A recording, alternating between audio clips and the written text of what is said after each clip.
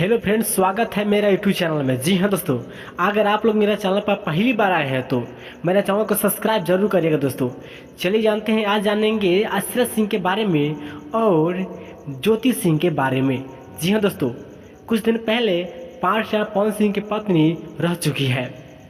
जी हाँ, आश्रय सिंह भी रह चुकी है उनकी पत्नी, और ज्योति सिंह भी। जी हाँ दोस्तों, चलिए जानते हैं कि मैटर क्या है और कैसे आजकल सोशल मीडिया पर तेज़ी से वायरल हो रहा है दोस्तों।